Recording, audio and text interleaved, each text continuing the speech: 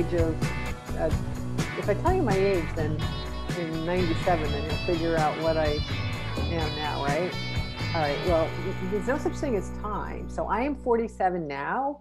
And in 97, I was well into my 20s because I had late 20s because I had a couple of kids. So you do the math.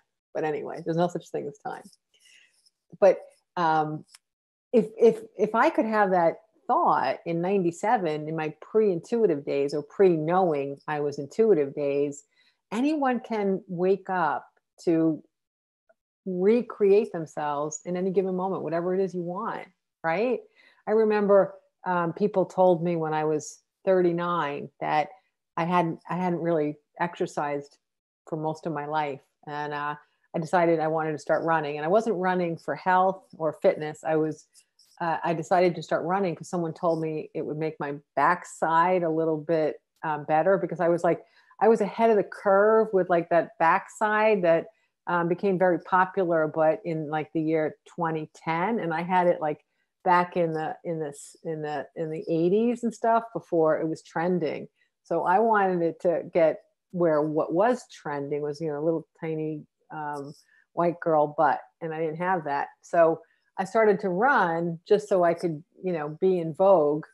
No health concerns whatsoever. But at the time, people told me that anyone that I knew that was a runner, they're like, you can't start running at 40 because your knees can't take it. Your knees are going to hurt. And so I was like, oh, then the next runner would tell me, yeah, you can't do that after like 40. Your knees are going to hurt. Your knees are going to give out. They're really going to hurt. So I ran and I listened to these messages a couple of times, and sure enough, my knees hurt, right? My knee, especially one knee, really hurt. And I felt like I lost my window, because when you're 39, you feel ancient, don't you? Because you only know being 39 and younger. You don't know what 40 really is like. Now at 47, I can see 40 is really young, but back then I didn't know. So here was another like psychic hit I got before the 9/11 opening, because like day 3, I went out to run again, and I thought to myself, why don't I just not tell my knee that it's supposed to hurt because I'm turning 40? So out of the blue, I'm like, come on, knee, we're in this together. Let's try it. It could be fun, right? So we ran, and I've been running ever since for, a long, long time. I'm not going to tell you how many years, because it's 7. Obviously, you can do that crazy math, but there's no such thing as time anyway. So I in all the years I ran again since then, or have run since then, I might have had 1 or 2 tiny aches in my knee, and then I would find out that it was because of either the sneaker I was wearing, or there were certain kind of asphalts that were a little rougher on my knee. But my knees never hurt when I run, ever. So recreate yourself. And I'm sure Sue has caught up with what 2017 was. Oh, I love 2017. All right, 2017, Radiant. So Radiant will be from 2/15 through March 31st then, right? Is that how we're doing good here with the math? This is fun. I feel like we're really getting a cool kind of like guideline for next year. All right, so we got, this is so exciting to me. All right, so from 2/15 to 3/31, radiance was the word, or radiant. I remember even when I got it, I remember it being radiant and not radiance. Radiant, and that's like really letting your shine show. You'd be surprised at how much we tamp down the best of ourselves because we've been told by other people we're not enough, we're not good enough, or strong enough, or pretty enough, or strong enough, or athletic enough, or musical enough, or intelligent enough, or articulate enough, or anything enough. We're told so often that we're not enough of something. So we dial down our shine. And the year of 2017 was the year that the guides were really asking us to focus on our own radiance and to embrace it and to love it. It's interesting that when you move from being motivated by others' opinions of you into being motivated only by your own feelings about yourself, your life blossoms and it opens up to profound new opportunities and ways of being and ways of enjoying. So radiant is that when you allow that shine to be on the outside and just say F you to every person who told you that you weren't enough or that you weren't anything enough.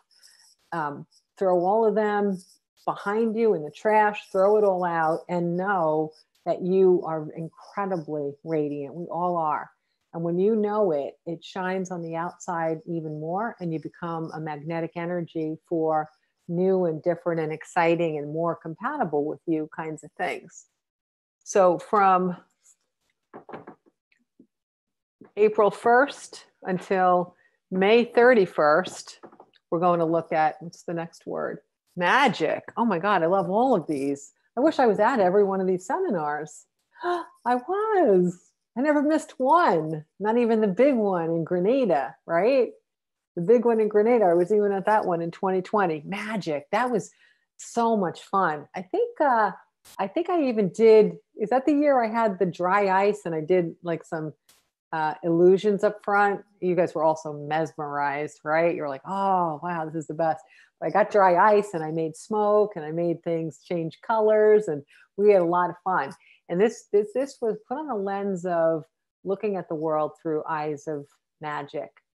Like I was sitting outside over the weekend and it was perfectly quiet and I could actually hear the leaves falling. I could hear them. And other than it being on a windy day or something, and you can hear all that, it was a beautiful, calm day. And I could hear like the just sound of the leaves. It was like the most beautiful, beautiful wind chime as they would hit another leaf and make their way down to the ground. I have never, ever, ever, ever in my life heard leaves fall like that. Never heard it. And that's magic. That's totally magic. So listen for the magic, seek the magic, find the magic, be the magic. So from that month to this month, that's what we're going to focus on. Then, we're already in June of 2021, right? No one's thinking about 2021. Now we're already in June. I stopped thinking about time when 2020 hit. I don't know about you guys, but I just stopped. All right, clearly not to 6/1 again. All right, June 1st to July 31st, Power Through. Oh, I remember this one too. That was another great one. I remember, if Derek's on, do you remember the song? That was so wonderful. I love this. All right, so Power Through, it was the first year that at the year before a seminar, the guides gave us 2 words instead of just 1 word. And I don't know if you remember, guys, but I always had musicians, primarily Derek, who would always write a song and perform it at the year before our seminars. Power Through was, I think, one of them that I gave him at the last possible second. And I think he gave him like 48 hours to write a song. And he wrote this wonderful, wonderful song.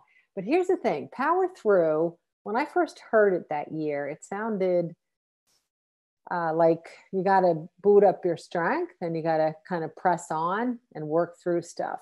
But what they meant by it was not that kind of power through. What they meant is that let the power come through you. You are a conduit. You are a connector. The universe is infinitely available and infinitely powerful for you to tap into. When you feel disconnected from source or guides or guidance or faith or surrender or anything like that, you kind of become more meek or timid or scared, or you kind of lose your bravery and your courage. But when you tap into this source that's infinite and never ending for you, it just comes right through you and it powers you up.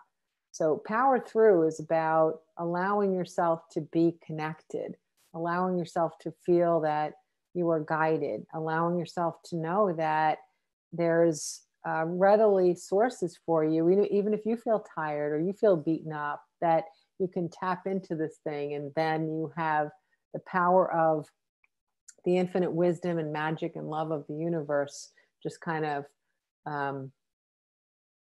pulsing through your veins and coming out through your fingertips and your mouth and your eyes and every bit of your being.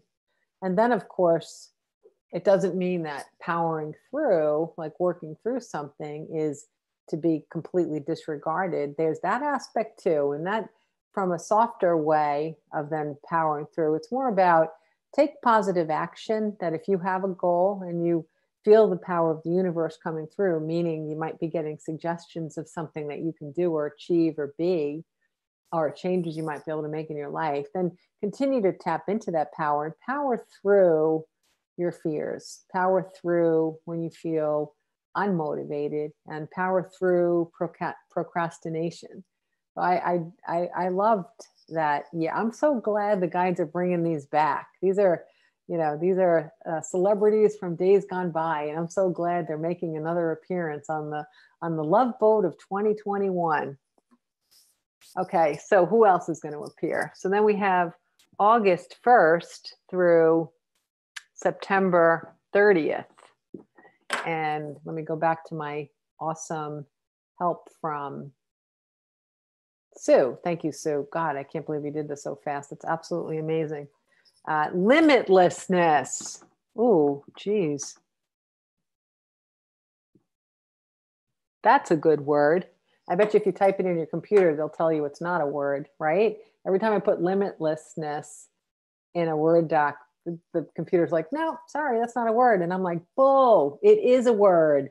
You are clearly not unlimited, computer, because limitlessness is a word, okay? Limitlessness is just kind of not seeing things in such a narrow perspective and not living small.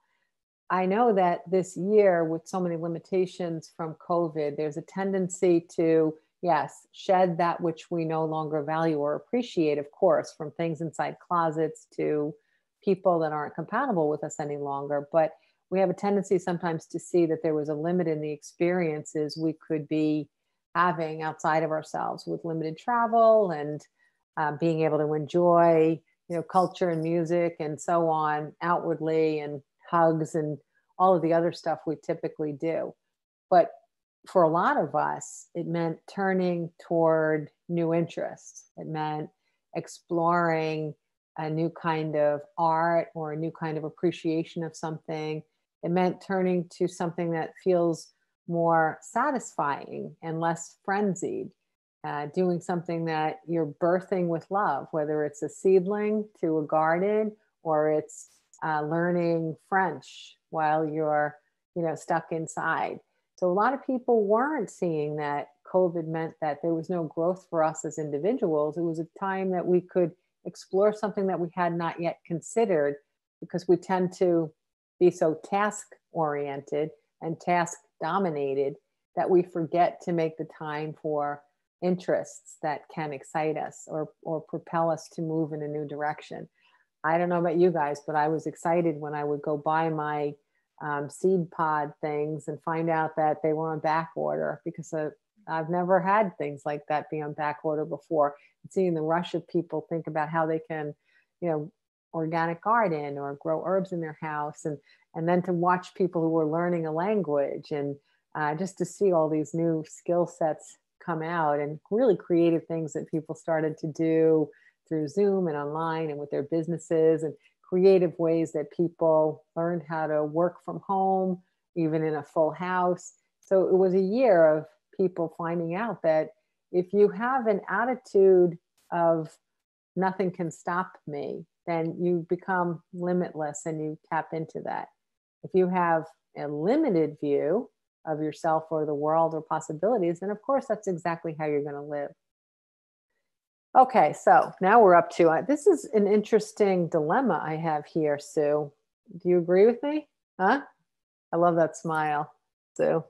Okay, so this is an interesting dilemma. So from 10:1 to 11:15. Oh, I was doing beyond a half a month, wasn't I? I messed up somewhere. Why didn't anybody stop me? Huh? Unmute me. You know what? It's so funny. I have to tell you, I almost commented I'm so proud of how well I'm doing with the math on this. Are you guys proud of me? And I think I was about to say that in April when I booted up that there were 31 days in May. And if I had said that, would anyone have unmuted then and said, Karen, Karen, Karen? Okay, so here we go. Please feel free to unmute when I make a big mistake like that in the future. Oh, okay, so let's try this again. So this would bring us, did I do that one right? I did.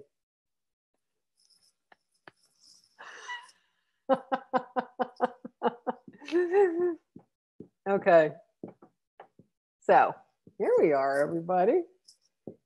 So this goes to 6:30. You know what? I bet you there's a message in here. Someone's probably telling me I did it all wrong.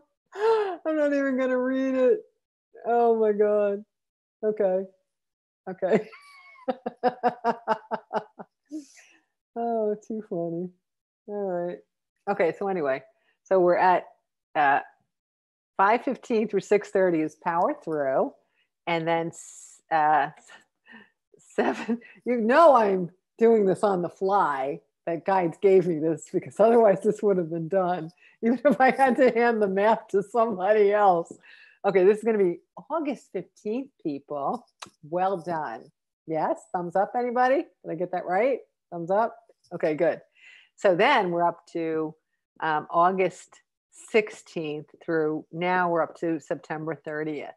Okay, now this is the one where we've got a little dilemma. This is the one where, let me go back to my list. The year before us in 2013, we're up to now, had no specific word. Why? I wonder why. Why did we have no word? Can you unmute, Sue? Yeah.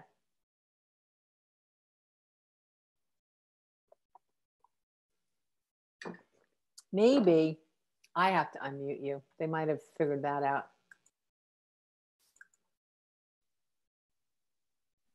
Oh, I did it. Can you hear me now? Now I can hear you. Yeah. There, you started with the words in 2014. Oh, I did? Yeah, in 2012, when I was listening back, it had said the word that you're gonna reveal. So oh, interesting. Oh, okay. But I put bullet points as to what we talked about. Oh, fascinating. I could not have remembered that. Interesting. Very interesting. Okay. So we had no specific word for 13. I thought I saw you type in something that we, all right, let me find that, Sue. Oh, bullet points. Oh, look at this. I'm going to read it out loud. That's so interesting. Man, how did you get this in there so fast? You're like a whiz. That's amazing. All right, I'm going to read it out loud. So the topics in the 2013 year before a seminar was improving your life by understanding and tapping into the following. Discover that you are your own best authority. That's today's Facebook post that I put up. That's so weird, isn't it? Ah, amazing. Integrate that. Oh, I love this one. Integrate that you are as important as everything and everything is as important as you. Recognize what is burdening you, clear it out, understanding how to live in real time, and so on. And we did the I am tool. So let's let the guide select what they would like us to focus on from mid-August through the end of September. And what they are choosing is that you are as important as everything and everything is as important as you, okay? So you are number one and everything is number one. It's a concept of understanding that that you matter and you are significant and that everything matters and everything is significant.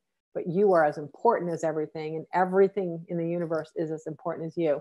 When every single person on this planet knows that, there will be nothing disharmonious on the planet again, ever.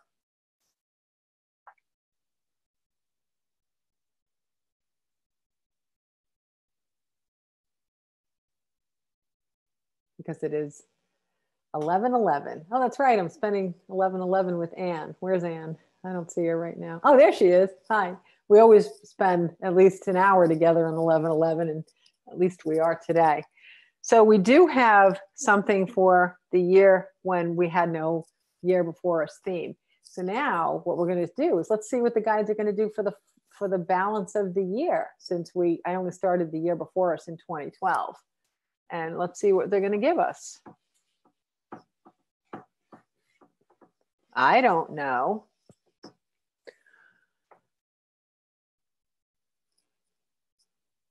I wonder where I was. I don't remember. Someone tell me what my next date is. Okay, thank you. All right, so we have 10/1 to 11/15, and then we have 11/15 to 12/31. So we have two more. So the guides are going to fill in these two other dates that I'm already getting the answer. So that's where I went. The first one for 10/1 through 11/15 is honor. Okay, it's about the mutuality of respect for other people, for the planet, for the animal kingdom, for just having this deep abiding sense of regard for how you leave your imprint on the world, but also how you leave your impression with everyone that you interact. It's interesting because I've been working on not being attached to something, and I've been finding it a little difficult with the coronavirus. I'm finding it difficult to see how we've adopted more of a disposable way of life, to safeguard us. We're using a lot more plastic, a lot more disposables, a lot more throwaways. And for me, I was so happy to see us moving in a direction of living in honor with our planet. So I'm doing my best to kind of see this as just like a little spike in the radar, and hoping that when we move forward and people are not feeling it necessary to, be afraid anymore, I'm hoping that we will double down on our efforts toward being sustainable and renewable and recycling whatever we can. And that's my hope. And maybe because we're going to be recruiting new people who are not going to remember what it was like the year before, especially children. So when we come out after Corona and we're introducing how we live from an environmental perspective, maybe we can introduce a brand new possibility. I'm not a fan of over governmental intervention. I always thought it would be pretty interesting if there were a packaging penalty for those who overburdened their packaging with things that were non-renewable or sustainable or recyclable. Recyclable doesn't even work that much anymore because we're really finding a lack of places that will take our recycling. So living in honor to me is being creative. Like if I have two choices of a box of cereal and they both are really healthy and they're things that I like, and one comes in a package that doesn't have that wax coating or the plastic all over it, I'm going to buy that one. I'm going to buy the one that is in the natural cardboard over the one that looks plasticky. I have still to this day, like the least amount of garbage that goes out to the curb. And traditionally, because I don't buy a lot of things with a lot of packaging, it really bothers me. When I do get things with enormous packaging, I find that if people aren't going to self-direct, then I do wish this would be one area in which there was a little bit more motivation by a little bit of fines here and there, and then take the fine money and put it toward things that help us to live more in honor with our planet. Okay. So we're going to just live, and living in honor is not only living in honor with all else outside of you, but it's also living in honor with yourself. It means embracing the fact that you have some things you were ashamed of, some things that you regret, some moments that you would like to do over. So living in honor means honor yourself first. And from that sense of that, anything that you've done that you haven't been proud of, that you can forgive yourself and embrace yourself and love yourself fully. And you don't have to postpone that self-love. Then when you feel like that more about yourself, it makes it so much easier to connect with animals and plants and other people in that same regard. And it also makes people treat you with more regard, because if you are honoring yourself, people just will naturally honor you back. You ever have like a really crummy day and you're stressed, and that's like the day that it's raining and someone splashes you in a puddle, and that's the day when you go to try to grab the door when you're running in and trying to get your umbrella through and someone slams it in your face. When you get into that agitated state, and when you're looking, even if it's only for one day, as the world is selfish and they're self-focused and nobody's kind anymore, when you put that lens on, that's exactly how you're going to be treated. Now, if you back up and redo that day and you say, everyone's doing the best that they can within their level of awareness, I don't think he saw me, or, looking at things from a different angle, then that magnetic energy for bringing unkindness and a lack of honor into your space, that will dissolve. It's like instantaneous. It's interesting because there was a few months ago, I can't remember why or when, but a couple of things happened, and it was only like 11 o'clock in the morning, and they weren't good things. And I'm like, oh, this day sucks. I haven't had a sucko day in a really long time, right? And then all of a sudden I caught myself and I'm like, it's freaking 11 in the morning. Am I really going to give up the next 13 hours of my waking day just because I had a couple of crummy things happen by 11 in the morning? Isn't it funny how much we can convince ourselves of something like that? You're like, I just can't wait to go to bed at night. Today's been such an annoying day. And then tomorrow I'll wake up and it'll be better. No, at 11:15, it'll be better, because you'll make it better by having a relationship with yourself where you're living in honor. You're living in honor of every single thing that exists. So I'm sure someone's writing all this down. It's going to be so much fun to remind everybody of it.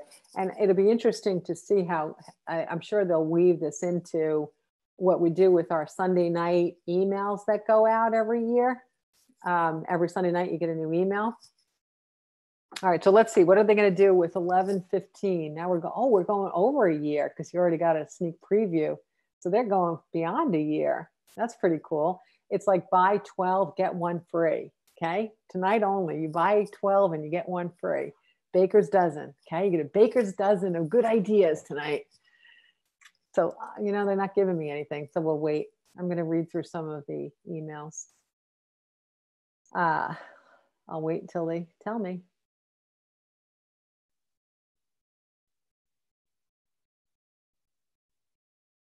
I got it.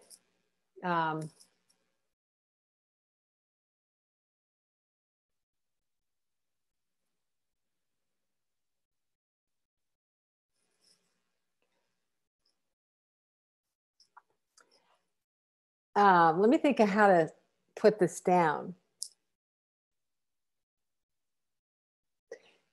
If you're doing all this stuff for a whole year before we get to 11:15, you've taken a lot of years of the year before us, things we were focusing on for a full year, and you're concentrating it into a 12-month period.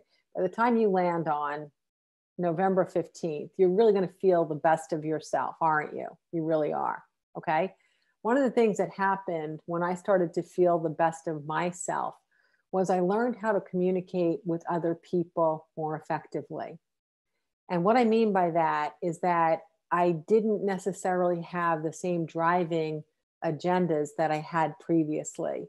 So I didn't treat life as though it were, if you lose, I win. Let me get what I need. I had a lot of needs because I had had such a difficult life. So I had been deprived of many things that I should have experienced, right?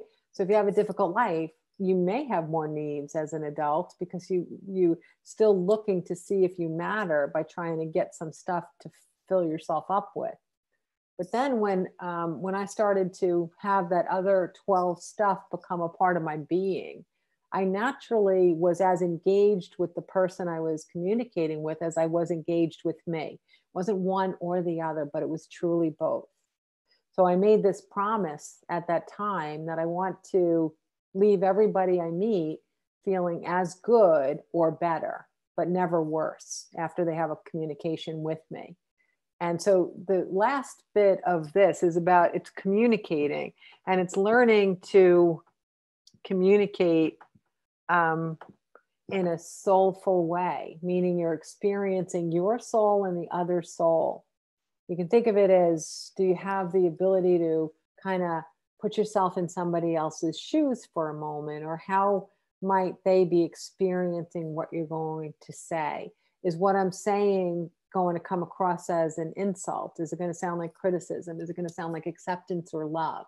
Is it going to sound like I'm appreciative of the other person for whatever reason? So your ability to communicate with people, it improves very, very naturally, because you have a heightened sense of respect for the other person's experience. And you do begin to really increase your willingness to leave both people feeling satisfied. Interestingly, before I started to have all of those changes, I would have interactions with people where my agenda unknowingly was actually to make myself feel worse after the interaction. Maybe leave them feel better, but me feel worse, because I was used to being the one that got the short end of the deal. So sometimes I wanted myself to feel better, and that would be the win. But sometimes unconsciously, I wanted the other one to feel better, because that would show that I was insignificant or mistreated, or I could be self-pitying. Does everyone understand what I'm saying here? Like, we don't even understand what our agenda is when we're communicating with other people. And it doesn't matter if you pulled up online for curbside pickup at Panera's, or if you're having a meaningful conversation at year end with your boss. It doesn't matter what level of communication you're having. Before you got some of this 12 stuff under your belt, you probably don't even know what your agenda is. You don't even know what kind of an outcome you want. You might know what kind of result you want. I want my food delivered to my car, but you might have a secret agenda that you want it cold, or you want them to forget the mustard, because you need to lodge a complaint because you've been overlooked. You need your voice heard. You need to be visible, right? Or you might have an agenda that there's no mustard in your order and it's okay. It's got to be so hard for them to fill all of these orders. And then you're good, right? You're doing the best they can under COVID conditions. And then you know you're living in honor. What the heck? I take it home. I got mustard at home. You see what I'm saying? This is a time, your communications, you want to be clear what your point is and how you would like both parties in your conversations to have a wonderful outcome personally. Okay. Oh, wow. That was unbelievable. I never, ever, ever saw that coming tonight. So now I'm really looking forward to, I don't even know if we're going to be able to have a year before a seminar in person this year. I'm hoping we can in January. And this is not the year before us, even though we just kind of got the year before us. But at least we have some sense of really awesome focuses. And my guess is, knowing guides and how magical and brilliant they are, my guess is that there's going to be such an alignment of these themes during each of those sections of 45 days that we're going to be like, wow, you can't make this stuff up, right? I bet you we're going to see that. And that's going to be kind of fun next year to be witnessing it and see how it aligns with the energy of what's going on. All right. So that was unexpected and surprising. And I don't give you guys breaks on these nights anymore. I know I probably should, but I don't. If you want to take a break, go take a break, but I'm going to jump into questions. So be patient with me for a moment as I try to read some of the messages. A lot of them are written privately, so I'm going to read them.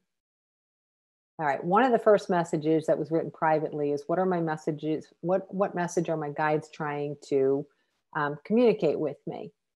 I have the message that I'm getting is that you haven't taken complete ownership of exactly how amazing you are. And that's what it is that your guides would like you um, to hear from them. And it's about um, you have myriad skill sets, not just one. And it comes in not just skill sets like, oh, I make a really good omelet, or I can write up a really good proposal. I'm not talking about just earthly kind of skill sets, but you have qualities as a human being that most people strive for, and you have a lot of them.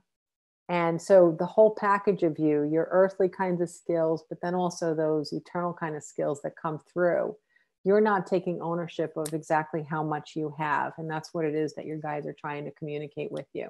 Okay. Next one.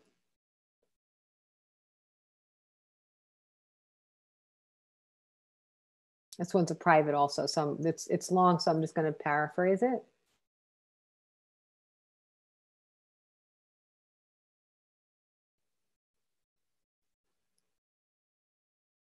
It's very long. I read it earlier today, so I can skim through it. Okay. I know that it's nice to kind of hear, like, what is the vibration of the year now that the election is over? Like, what can we expect on the world front? Number one, I do think that now that a lot of the volatility of these two separate camps has been kind of, we've gone, both ways. We've seen this extreme, and now we're going to see the other extreme. So we've seen this bounce back and forth. After a while, it gets a little bit tedious. It's sort of like rooting for a team where every year they get up to almost making the championship, and they just never get in, and you root again and you root again, and everything just falls apart right before they get into the championships. It's pretty much what we're doing. We're getting booted up and knocked down, and the other guys are getting booted up and knocked down, and the other guys are getting booted up and knocked down, because no team is going to win forever, are they? And when you keep going back and forth in extremes, if you get tired enough and you get beaten down enough by the winning and the losing and the fighting and the anger and the breaking up of relationships and the lack of movement forward and the inertia and all of this stuff, if you get tired of it, then eventually you're going to find a range in the middle of that volatility where you feel pretty comfortable living. And I do feel like people will begin to kind of lay down their arms and say, let's just take the long winter off, right? Do you know that traditionally, can't stand war, but I'm going to tell you something really interesting. Traditionally, throughout human history, all wars, no matter where they were fought, and regardless of the fact that Christianity has only been around for 2,000 years, do you know that all wars cease on Christmas Day? Like, it's so weird. Like, how many freaking religions are there on this planet, yet all war ceases on Christmas Day? And I find that absolutely comical. I also find it comical that people think that that's an honorable way to have a war, kind of those two things just kind of negate each other, don't they? But anyway, think of this as, and it has nothing to do with Christmas, because you guys know I don't practice any religion whatsoever, but think of this as like a long, long Christmas. We're all just going to give each other some time off. And I think that's why the guy booted up the whole night with saying, kind of, let's go softly. Let's not be too volatile about anything. Let's not get a rush of strong emotions about things in a negative sense. Let's just kind of de-stress. Let's kind of like chill. And the more each of us who are on tonight and will be watching over the next few days, the more that we can commit to that, because we're high vibers to begin with, which means our energy goes farther out, putting ripples into the waters of humanity than those who are not vibing high. But the more we do this soft approach, the more we'll help to temper all of the volatility that has been going on fiercely for 4 or 5 years. Okay. Beyond that, one of the things I think that we're going to see as well is as we start to move toward knowing we're going to have a certain period of time where there's no major election and there's no major, battle going on, we're going to find that politics is not as damn important as we think it is anyway. It really isn't. Give me a rock and a river and some leaves falling, and I don't give a shit what anybody on this planet is doing, right? But if we've gotten too overwrought for too long because we're watching the news or we're debating with people or we're behaving one way and people that we've known all our lives are cutting us out because we have a differing opinion, enough. So you guys stay smooth, you guys stay soft, and that will be a vibration that we will collectively put into the waters of humanity. It's time to smooth out all of this volatility. It's time to live again. Okay? And that's the answer. I'm catching up in my reading. I fell behind. All right, another private one.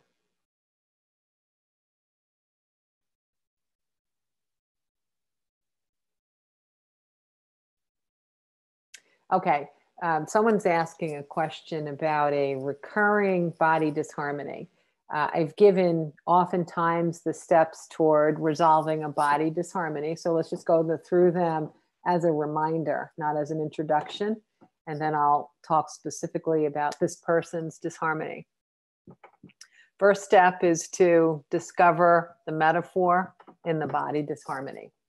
And in this particular case, it's a recurring sty. So the body disharmony is a way of helping her to recognize her body is communicating with her that she's avoiding seeing something that's right in front of her. And that's what the sty would be metaphoric for. Okay. Number 2, what is the benefit? Figure out what the benefit of the body disharmony is. In this particular case, I'll just channel what the benefit is specifically for her. Someone else might have recurring sties and there may be a different benefit. The message is that this particular person has gotten throughout her life is about appearances and about looks. Might not be something that she adopted for herself, but part of her journey in her earth body this time around is to balance the idea of what physical versus inner beauty are. So the benefit is to say, if I can put my best face forward and I have a sty, which I think that people might judge, and I might feel reluctant to, do a Zoom event, or I might be reluctant to do this. And especially if I'm wearing a mask, so I'm even more having people focus on my eye. If I can be really comfortable with myself and forego the idea that this sty is going to change anybody's opinion of my beauty, my inner or my outer beauty, then I'm going to find this benefit and feel better about this opportunity. So first I'm going to see the metaphor. It's what am I not looking at that's right in front of me. The second one is the benefit is that it's helping me understand that my internal beauty is so beautiful that anything that's going on externally will become virtually meaningless to everyone around me in this particular case. And so the third step is integrate the benefit. So when you know that you've found the benefits, when you bring them in, then what happens is the earthly partner for reharmonization will emerge. And sometimes I always find this fascinating that a client can try something and it doesn't work, and then go through these 3 steps, and then they try the same exact thing, even though they say what's the definition of insanity is if you keep doing the same thing over and over again and expect a different result. But for some reason, when you get all these 3 steps done and you integrate the benefits, you could actually even sometimes try the first thing over again, and it does work. Not necessarily, but it could be just that the new earthly partner for reharmonization appears. Okay. One thing, don't be so hard on yourself about some body disharmonies. I know we all want to feel good and be healthy, but the body, it only knows itself. It doesn't extend eternally. It has no eternal reference. So sometimes it's like a little kid tantruming, you haven't been paying attention to me, like buy the candy at the register, it can be like that. It can be a little bit like that to try to get your attention. So as long as you're giving it the attention and focus from a loving perspective with a calming influence, it'll finally realize that you two are on the same page and that you understand it really is doing the best for you by trying to get you reasonable messages. So you do the best for it too by hearing its concerns and hearing its worries with a soft ear, right? This is softness. And that can truly help. One other thing about body disharmonies is we also have to remember that we live in a physical world, and the physical world has this thing called physics, physical.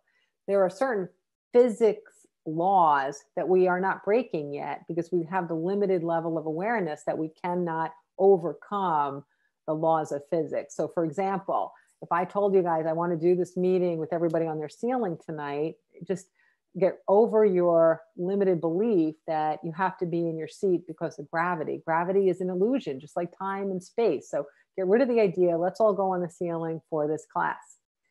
Theoretically, we could all do it, right? Maybe in 200 years they will be. But right now, we can't. So body disharmony is a little bit like that. There is a physical component to it within the construct of physical manifestation of reality. You lose a finger, you're not going to grow it back, which is pretty stupid because if lobsters are growing back their claws, why can't you grow back your finger, right? So all of this is an illusion. However, we believe the illusion of physical science. So don't get too hard on yourself about things when they break in the body. You keep practicing this, and if you practice this on the little stuff, then not only will you get fewer big stuff, but if you do get something that's a little more frightening to you, you work through this and it comes with more ease and less fear, and it's more natural to you. Okay. All right, let's see, where am I?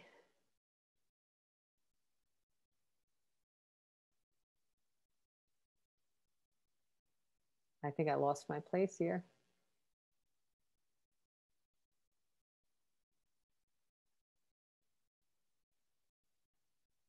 Oh, okay. All right, I finished reading that one. Sorry. Read that. I'm catching up. Oh, thank you, Sue. She wrote, these are the words for each year at my year before us seminars. That was, thank you. I was going so fast, I wasn't filling people in. Thank you for filling people in. Yes, those were the words for the year before us seminars, 2012, 13, 14, 15, 16, 17, 18, 19.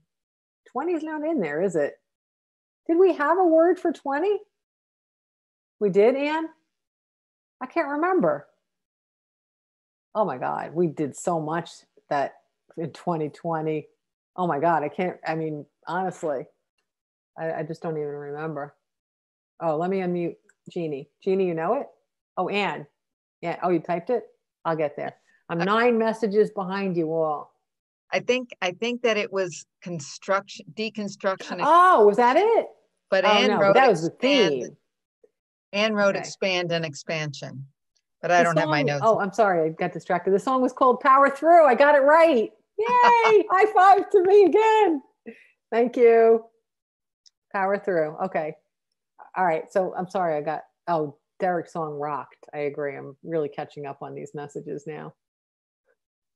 Okay, I'm catching up. Only 9 to go, people. Only 9 to go. Catching up to you. Happy, oh my gosh, everybody was telling me I got the dates wrong. Thanks. Thank you, everybody. Oh, you wrote it all out for me. Man, you're like some kind of like amazing organizational robot or something. Like you can do things faster than a human being. So can't believe you got that all out there. I can't even scroll through messages. Thank you. I like someone sent me a personal. I agree. It's a wonderful map for next year. I do. I think that This is a wonderful map. It's a wonderful map. Oh gosh. You guys are the best. I'm definitely saving this. Okay. All right, I got another private message. So let me read this one. A body disharmony.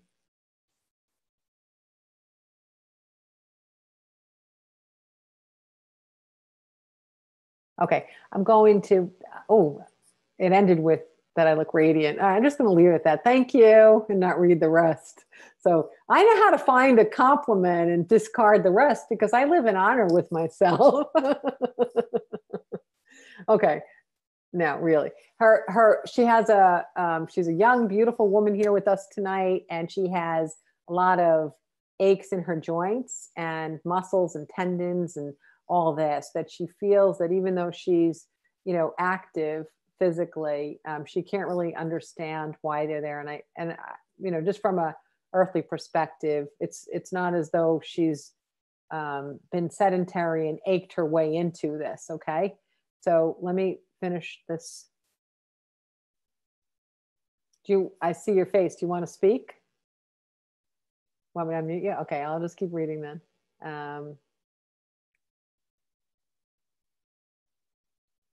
Okay. The one thing I'm really getting for you in answer to this question is I really am getting some type of fluid movement, like dance or Tai Chi. But when I'm saying dance, it would be more like ballet and not jazz, not pounding dance, but fluid dance. Okay. So take up one of those kinds of activities. I wish I was versed in exercise because I would be able to give you something very, very specific. But I'm hoping someone types in there, like, what are really good dance exercise programs that someone can use for really the fluidity, getting the fluidity of the body moving. It's all about fluidity. It's all about fluidity. I'm tempted to say yoga, which I don't practice, but it's not yoga, because yoga, you have to stop and hold pauses. And that's not what the guides are looking for you. They're looking for fluidity. And I'm also seeing a lack of some trace minerals in your body. I don't know exactly what that means, but just go make sure that however you're eating, or if you're taking a little daily supplement of something, just make sure you're getting some trace minerals in there. Okay. And anyone that wants to type in body fluid movements for her, or if you've seen a really good video or Zoom class of stretching that has that nice fluid dance kind of move in there, and you can recommend one, a 30-minute one or a 20-minute one, I would love to see something like that pop up in the chat for her, or for anyone for that. Okay, we're going back to body disharmony. How do you integrate the benefit? You integrate the benefit by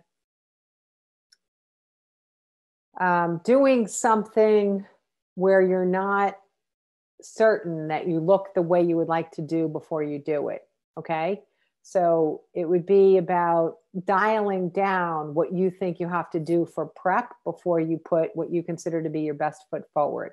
So it could be that it's not the perfect top to go with that pair of pants, or you have no eye makeup on, or if you normally wear your hair straight, you go out with it naturally curly. Any one of those things where you don't think it shows your natural beauty or the beauty that you like people to see.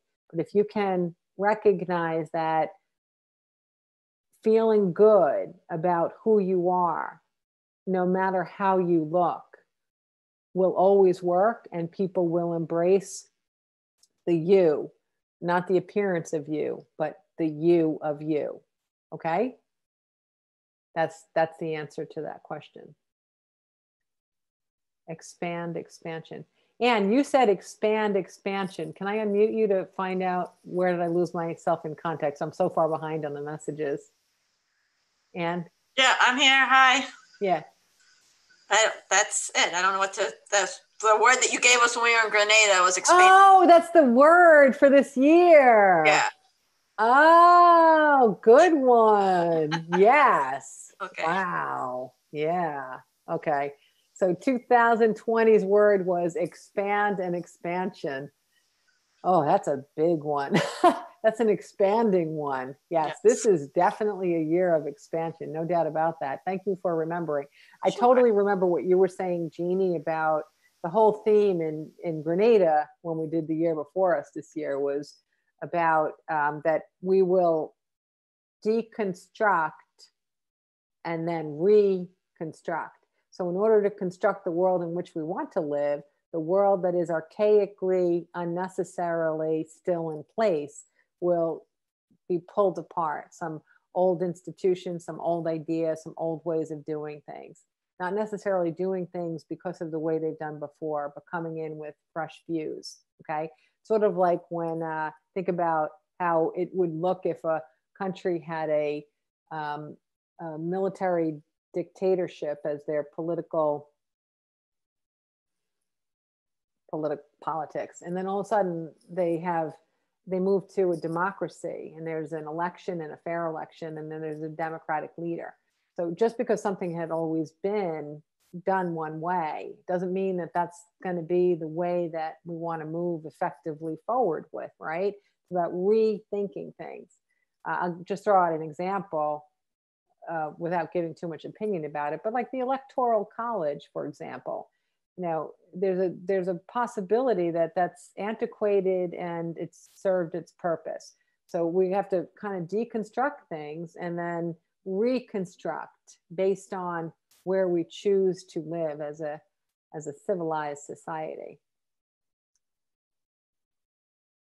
I love Ballet Beautiful. That's the name of the videos. Thank you, Victoria. That sounds so cool. That really sounds cool. All right, so Christine or whomever, just check that out. Fluid movement, fluid movement, fluid movement.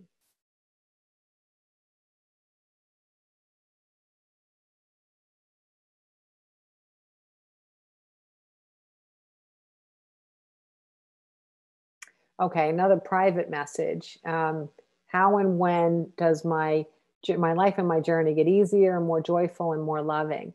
A lot of it has to do with the milestones that I know we have talked about in the past. It's interesting how we can have a lot of spiritual knowledge, but when we feel like we are the primary caregiver, or we are the primary caregiver for others, whether it's an elder or a child, it does limit our ability to be able to kind of magnetize in the joyful possibilities that we know can happen. It's either letting go of thinking that they're mutually exclusive. I have to be here 100% until this milestone of somebody getting well, or some kids getting grown, or whatever it is that we are feeling so highly connected and responsible to. And saying I can have both. I can have all of this stuff come in together. And in this particular case, since it's a private message, I can say it's the raising of two beautiful, amazing, fantastic, phenomenal boys. So you can see that these kids, you can't ruin them at this point. They're like just so freaking amazing. So don't consider that that they wouldn't enjoy watching your life and expand in ways that may sometimes make you feel like more of a friend to them than a parent. I know that they were deprived, that second parent, through really brutal circumstances, but that doesn't mean that your life is on hold, that they will really enjoy watching you live your life completely fully, okay? Everything we do, if we do it too long, it becomes a habit, including the vibration of not allowing ourselves to magnetize in more expansive opportunities because we think we're doing something best on behalf of somebody else. It becomes a habit. Even if we think in our mind, that part's done. The habit of the vibration can still be there until we get in and tell it that it doesn't have to be there. Jeannie says, been yoga and Tai Chi, but a certain kind of yoga. But you can probably read it. Vinyasa. Thank you so much, said privately. Okay, we got another private one here.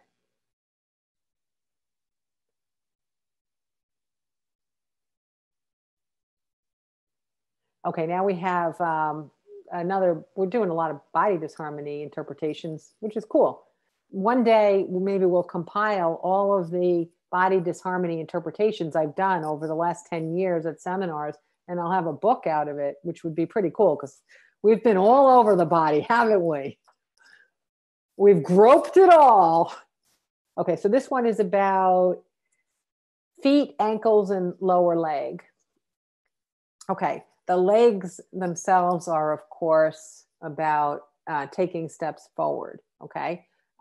If you're changing direction, it's about the hip. It's your pivot point where you're changing a direction. But legs themselves are just moving in the direction that you're already heading, okay? Different parts of the legs are going to be metaphoric for different things. You're throwing a lot in there. We're throwing in the feet, we're throwing in the ankles, we're throwing in the lower legs. So it's just throw them all in. What that does mean is that if you're not having any problems with the upper legs, but everything from the lower leg down, it means that you've been beating the same steps over and over and over again. So all you're getting now from the extra steps is pain. What that means is sometimes we just try too hard to get to where we want to be, and it's just not necessary. Sometimes you just got to sit back and say, I trust that all the things I put into my basket are forming new possibilities and thoughts and perspectives for me, and I'm enjoying watching it gel, okay? So what you're saying specifically, all three of those, the lower leg, the ankles, and the feet, it's from pounding the pavement too much, okay? So let some room breathe into there. Have some faith that some of the things that you were curious about or guided to, and some of the explorations that you've done, that they're all within you. And if you're not focusing on learning something new, particular about how to be happy, if you just turn your focus off on that for a second, for a week, what you'll do is you'll be able to boot up all that other stuff that you have already considered and put into your basket. So just give yourself a little break of doing anything brand new or big on the spiritual front. Okay. I'm glad that was a private one. Oh, kisses back to you. Okay. How can I get it all? I know this is another private message. I know I deserve it all. How can I get it all? From the guide's perspective, you got the visualizations done, you got the belief in the possibility done, and you got the actions done. The missing link is the feelings. In our equation, what we think, feel, believe, and the subsequent actions that we take equal our physical manifestation of reality. All four of those components are equally important. And oftentimes you come to me and the guides are just going to tell you which one's a little off kilter. In this particular case, it's the feelings. Sometimes we don't even know how to get those feelings going. But you know how like I got so excited about finding out that they were going to give us these 12 months? I mean, 10 years ago, I would have been probably just giving you the perfunctory information, writing it out, and, you know, maybe inflexing my voice appropriately. But now I get like, oh my God, this is so freaking exciting. This is not the most exciting thing in the entire world. But for me in that moment, it was the most exciting thing in the whole world. When you get, it just becomes so natural to get very, very excited about things. But from the inside, I was on a business trip and I AWOL'd and I left at 10:30 at night, right? So I drove on a long, long drive home because I just felt like I knew it was going to be warm and sunny on Long Island, and I wanted to enjoy the day. So I AWOL'd. But, oh my God, you guys should have seen the moon rise. It was unbelievable. I've never seen anything like it. It was like unbelievable. I've never seen anything like it. I wish I could have just figured out where to pull over, but like, here's the horizon, right? And then all of a sudden this bowl landed on the horizon. And this is how amazing this thing was. It was like all orange, this bowl. It was like this big orange bowl just hanging on the horizon. And it was so big that this is what Earth looked like. Oh, trees don't have arms and legs. So it was like, I was blown away. And I was talking to a friend in Florida and I'm on the phone and I like can't even concentrate anymore. I got to get him to a window. I got to hope that somehow in Florida at this moment, this orange ball has landed on the planet, right? So that's the feelings. You don't have to be like me, because I certainly wasn't like this 10, 15 years ago. It's the idea that the feelings are such an important part of the equation. Let those feelings come. Do you know, one of the most interesting things that came to me in this journey was I used to always think that whenever you saw a movie that had that like really great ending and got you like, you know, and you're breathing heavy and the good guy gets the, you know, the win, and or the two get together at the end and you're just like, oh, and you might cry and you get the chills. I used to think that that was just human emotion. But what I discovered is that it has a lot to do with how when we start to get that excited feeling, it's coming from the soul, it's coming from the spirit of us, it's coming from unconscious memories of what it's like to be in the energy realm without a tamped down human experience. And then as soon as we start linking into that, our guides are like, all right, guys, we're in. Everybody move in. The body's open. So you do the chills, you do the heart rush, you do the smiles, you do the tears. And it's like we have this big experience together and we're returning to the feeling aspect of what it's like to be a soul without a body. That's what that whole rush is. So let's let ourselves get rushes. Let's let ourselves get rushes. Many years ago, before all of this happened for me, I had everybody has some challenges. And so we had a family challenge and it was pretty hard.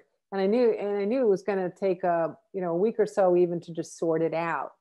And I guess this must have been another intuitive moment. I've had them before 9/11, even if I didn't know I was having them. But what we decided to do was we went to the library and we took out every comedy that there was.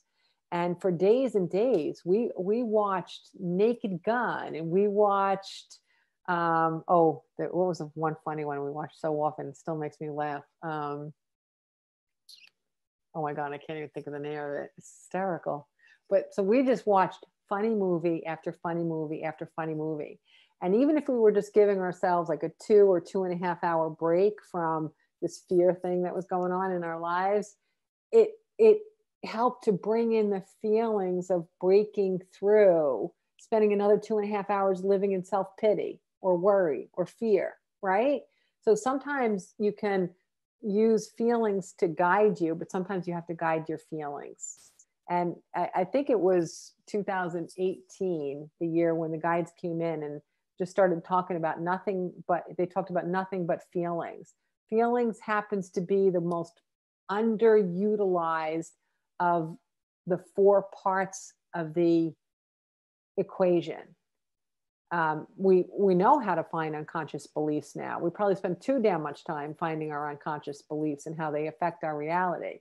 But focus on feelings. Feel good. Allow yourself to feel good. Allow yourself to get excited. Did anybody see this a couple of nights ago?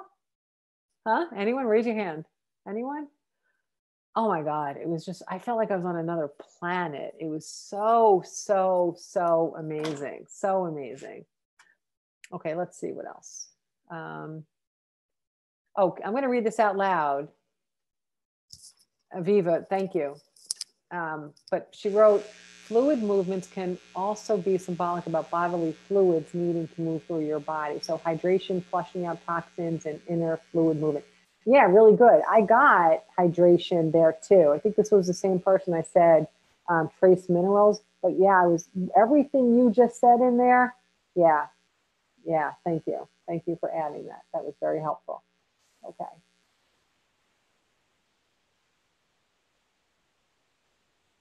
I don't even know what that is. The lymphatic drainage is also fluid moving and very good for those who are stuck.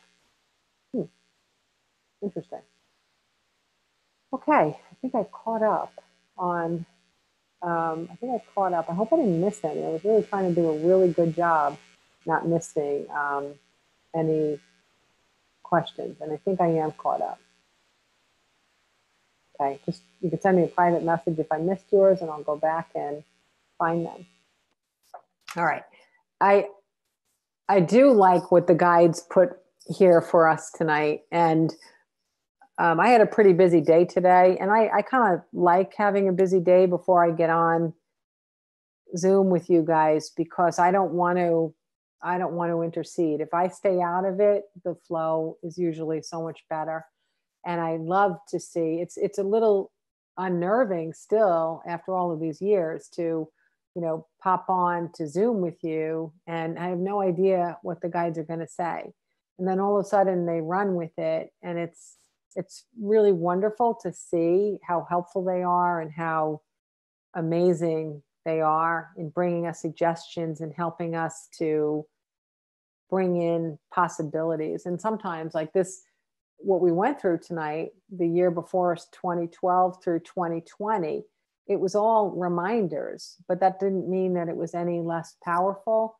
And I did say over the last few years, we would come to our year before us seminars, and I started to say, I think the guides have basically written the book of enlightenment at those seminars.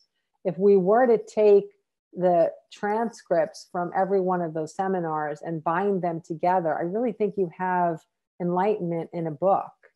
And every year I would show up for the seminar, or I wait to get a word that I would give to either Derek or whomever else was the musician for that year. And I'd wait for the word and wait for the word. And sometimes that word came so late that I would be fear struck by, what am I going to talk about? Or what if I need a gimmick, like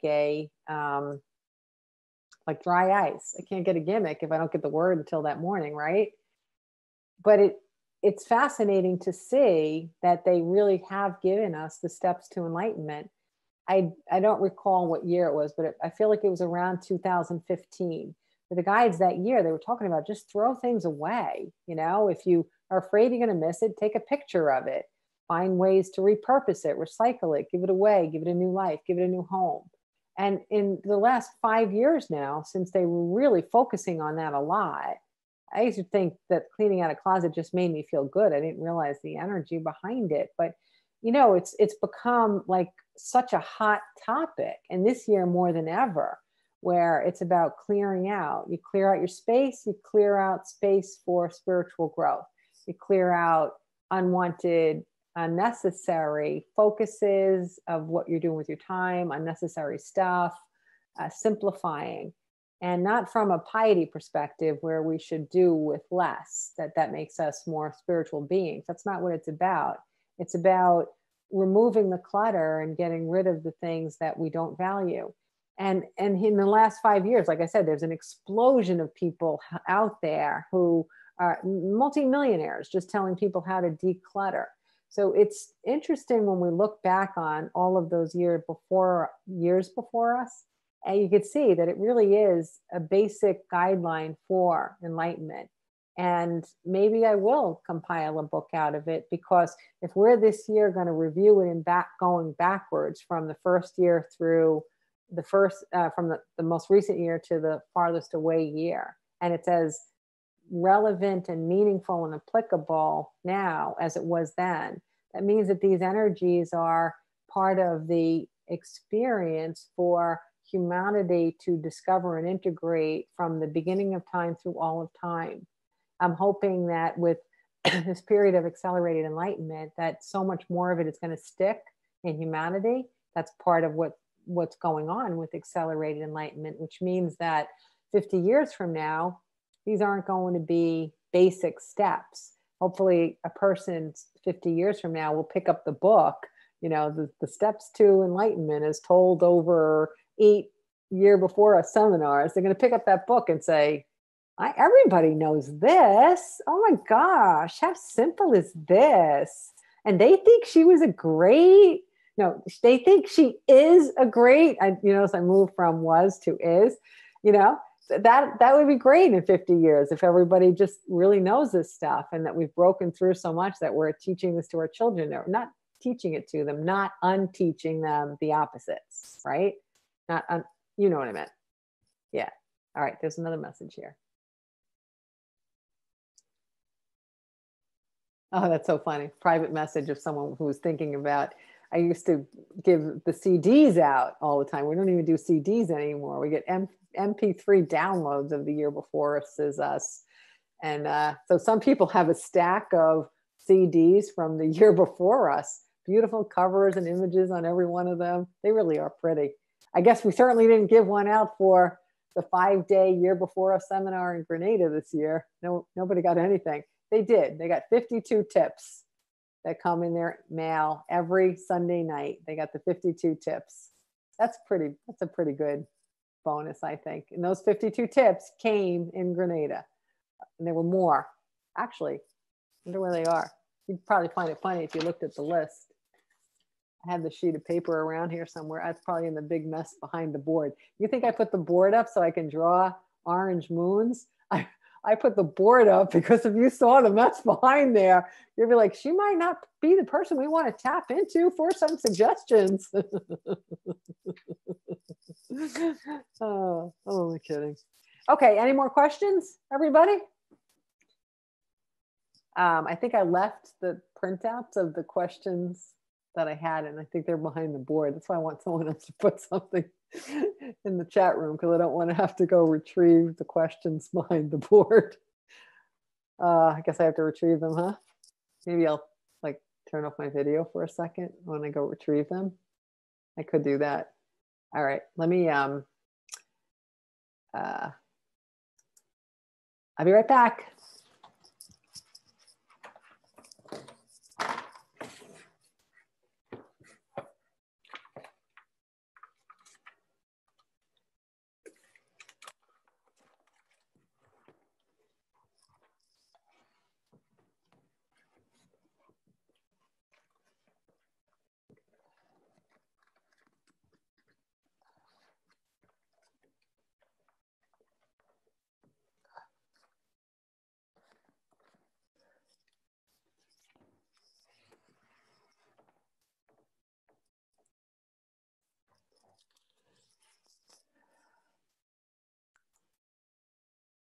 Okay, I'm back. All right, let's see. What are some of the other questions that we can answer today?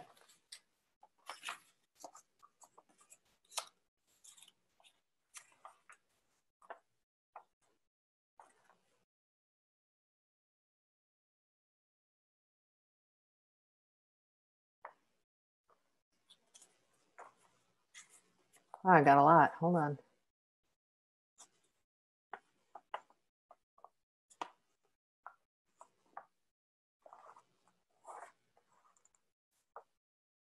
I just picked up 2, and both of them are about earning. Okay. One of the things that I can sense is that part of deconstructing and reconstructing is even kind of removing our expectation of how we're supposed to continue to live. Right now, we have set ourselves up for a real paycheck kind of lifestyle, and you got to do the 30-year career, or maybe you can get a break and change it up once or something, or twice. But we are in this period in history where there's an expectation and a dependency on this kind of lifestyle. What I do see that will emerge is I feel like there's going to be more and more people that are wanting to step away from chasing a buck, and they're going to want to just, it's more than just moving off the grid. And it's not even about moving off the grid per se. It's about simplifying to the point that we can build communities that don't need a monthly baseline of income that is so high that we're frenetically trying to hit that bare minimum necessary before we can even imagine building recreation and future possibilities on that. And so much of the country and the world is struggling with that, to meet the bare minimum necessary.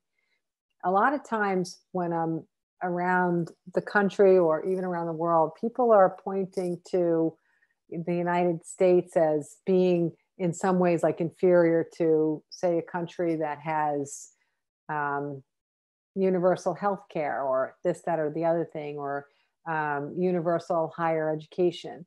But one of the things is that when I do move around and I talk to people, or I have clients in Scandinavia, and I have clients in the Mideast, and I have clients all over the world, I listen to what their concerns are when we think that the grass is greener on the other side. And their concerns are real, and they're oftentimes frightening, because when you have what United States sometimes thinks that other people have this great privilege, the privilege comes at a cost. And when I'm actually working with someone that's in a country where so many of these things are universal, but their tax base is so enormous that they're stressed out of their minds, just trying to meet that bare minimum necessary. So it's not about thinking that another model is a better model. It's about saying, what is it that I am choosing? How do I want to live? What would I be willing to forego as my consideration of a necessity, and seeing that it's not really a necessity if I choose to live with less stress? You know, there's always been these movements to find places that are less expensive to live. And that's a really good start for those of you who are living in communities where the tax base is really high. It's, if you want to live more of that life where your baseline doesn't start up here, but your baseline starts there, it's cool and exciting to think about the possibility of maybe not having work be your primary focus, right? Not having a paycheck be the number one pursuit in order to be doing anything else that it is that you like. And the old paradigm of you work until you retire and then you have a pension, that's being stripped away, and it's been stripped away little by little for a lot of years. So now it's thinking about, how can we take this into our own hands if I don't want to continue to pursue? And if I do pursue, how can I do that in balance? I like the idea that one thing that I have been coaching people with for a long, long time is that if we don't stand up at work and ask for balance, then if you think that working 10 hours a day is a lot, wait till they ask you to work 12 hours a day. Because before COVID hit, that's where we were heading. People were willing to give up their lives just for their job, even though unemployment wasn't a huge issue. So there were more jobs beyond the one there. So why are we doing this? Some people have become to believe in our country more than many other countries that what it is we're doing for a living and how many hours we put in and how available or needed we are, meaning that we're available by email and texting after hours, that's what makes us worthy because someone else needs us to get something done. It's really not true. So a lot of my higher level executives that I coach, one of the first things that we do is they go rogue and they go against the culture of the company, and they reduce the requirements of their team. And inevitably, it kind of spills out. So people are competing to get into that department from whatever department they're in. But since not everybody can work in tech, if they're in this department or that department, what they do instead is they just start to put out a more generalized energy that says, look what's going over there. Those 3,000 people, they get to power down at 6:00 p.m. and then they're not allowed to power up again in their department. So why do they get to do that? They work for the same company as me. And why don't I get to do that? So it's a matter of one person taking a stand. If you happen to know that you are someone that's valued, then be the one that takes the stand. Improve the way things operate by 10%. It's not enough to be so radical as to, get yourself fired because someone got scared or threatened by your radical behavior of giving people some of their life back. But it's enough to push the envelope. And once they get used to the 10%, push it another 10%. No one will even notice if you do it over time. And now we have the perfect opportunity to bring more balance in the process of how we're creating our income. And balance means that it doesn't mean that I get to run home and feed the kids and bathe them, or maybe even, do something for myself, like go for a run or meditate or cram all that stuff in before I have to log back on at 8:30. That's not balance by any means. That there's nothing balanced about that at all. Balance means that we want to take back the idea that we work to live, we don't live to work. So every now and then, just use your imagination and creatively think, how can I have the abundance to meet whatever foundational, basic living expenses I have, plus plenty more for fun? How can I do that with less effort? Let's think less effort, okay? And just be really creative and put yourself out there in allowing this and for asking for things. Like right now, I would say if a person is working fully remotely, and if somebody announces, boom, COVID's over, go about your business, go anywhere, do anything, anywhere you want. If your employer at that minute says, okay, guys, 9 to 7 in the building, come on back, Monday through Friday, don't forget, leave your emails and phones on Saturdays and Sundays. If you work for a company that does that and you agree to it, then the problem is you, not the company. If they've lived without it until now, if you give it back to them, they will never give it back to you again, period. Everyone understand? This is a golden moment. Now you use whatever excuse you have to carve out the work-life situation that you want when COVID really starts to dissipate. So I don't care what you say. You could say, I have a newborn baby. Oh, you do? Yeah, you didn't know that? So I'm going to have to work 2 days at home so I can have some work life. You really have a baby? You look great. Well, thank you. But, things happen during COVID that nobody knows about. So, it was always Zooming. So you just really never saw. Just make up whatever you have to make up. But aren't you like 62? It's a miracle. But, like I said, things happen. It shows I've been exercising more. I've been growing my own organic foods and my body's just been bursting. So yes, I have a newborn. So I'm only going to come into the office 3 days a week. So take your life back because the universe gave us an opportunity to do it. Anything you give to them now, they will take forever. Okay? Anything that you give to them now, they will take forever. Because I don't think we're going to have a pandemic again for a while. All right. I said that in 1919 also, and I was right then. Okay. Oh, that's exactly 100 years. That's funny. I didn't even think of that, right? Exactly 100 years. All right. So we have another question here. Oh, I had questions here too. Yeah. And if you want to have work be the be all end all, by all means do it. If that's your joy and that's your love and you're working for someone else and you're pouring 12 hours a day into it and 5 or 6 days a week, if you love it, then that's okay. If you love it and you choose it, but just make sure that you chose it and it didn't choose you. Okay. Simplify. I like that, Melinda. Simplify your life to live the life you want. Yes.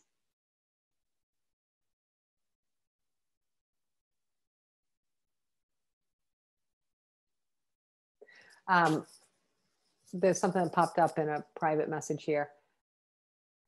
I want everyone to remember that positive change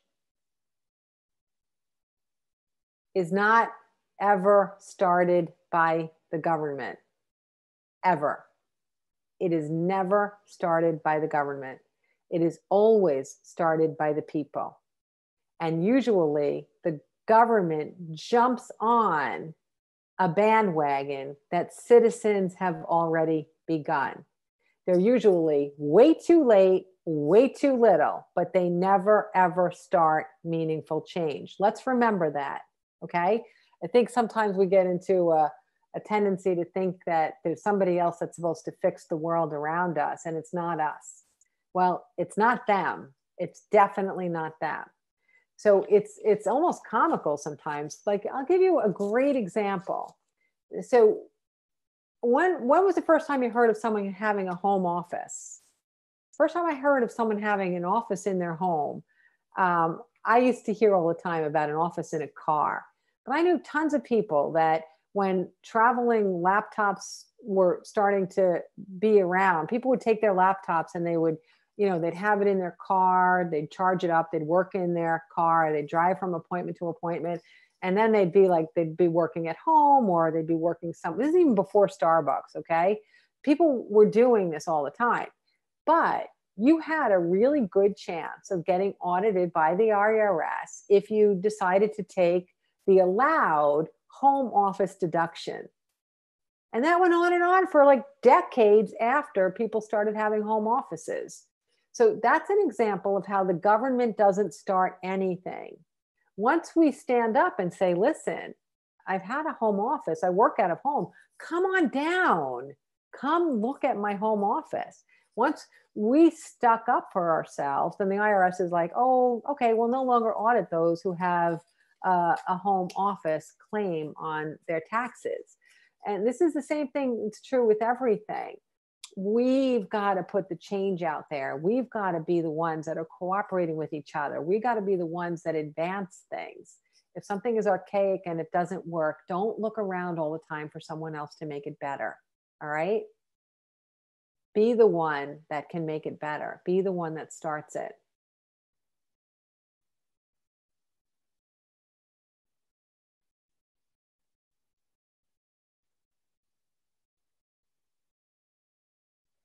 Okay, next one is about risk. Risk is an interesting thing. There's two kinds of risk. One is a risk that is actual. It's a risk where you're actually balancing things that are in the physical sense of being physical human beings, right? And the others are perceived risk that we make up, and we make them up out of fear.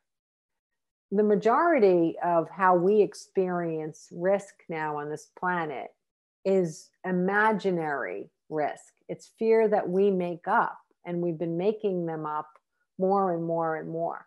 And the more we make up risk out of fear, the more our focus of our perceived risk becomes a bigger thing. And when it becomes a bigger thing, in actuality, then we fear it more, and then we make it a bigger risk.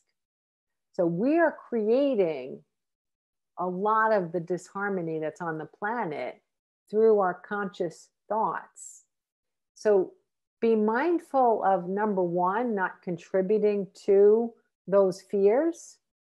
And number two, try to, whenever you can, just be that voice of reason in a soft way, suggesting to others that I don't know that would be something that we need to be afraid of.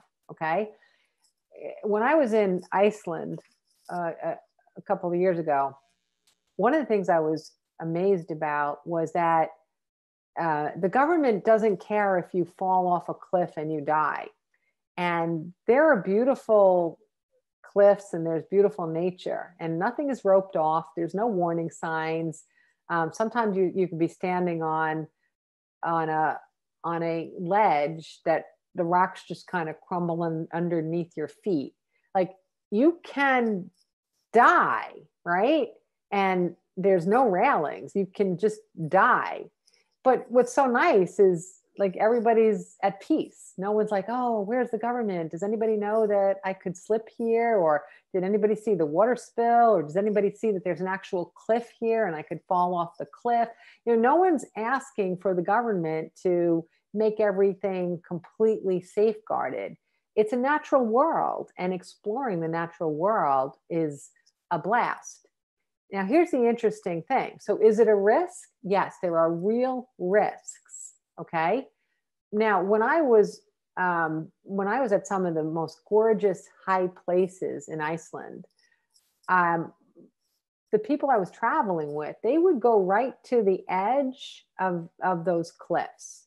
And I was uncomfortable when they would do that. I wanted them to just step back, even though I wasn't begging for railings to be cemented in. The visual illusion of the railings, I guess, would make me feel a little bit more comfortable for my loved ones. I can't help it. But what's really interesting is that's an actual risk. It's not a made up fear, right? If those rocks fall out from underneath your feet, then you will fall and you will die, right? But how much of it is actual, of the things that we're afraid of, right? I'm afraid of my child who just got a driver's license. I'm afraid of him being hit by a drunk driver. That's not real. You made it up because you heard of it happening to someone. And the more people worry about it and the more people put energy to it, the more it's going to happen.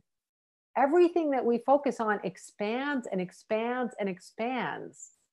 I remember when my first kid learned how to drive, and I knew they were going to be home at like midnight or something.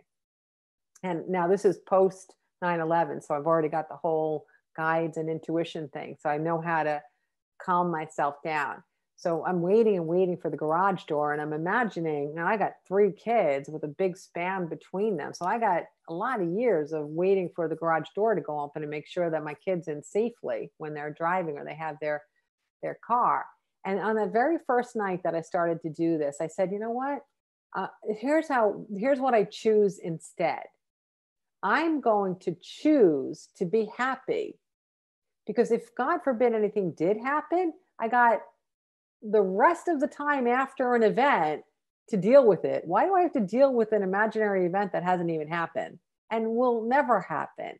And so sure enough, kid after kid after kid learned how to drive and came home safely, learned how to drive and came home safely, learned how to drive and came home safely. And I slept at night. I slept. The only time I was ever woken up by a driving kid in the middle of the night was if somebody else drove them and that person was no longer fit to drive them home.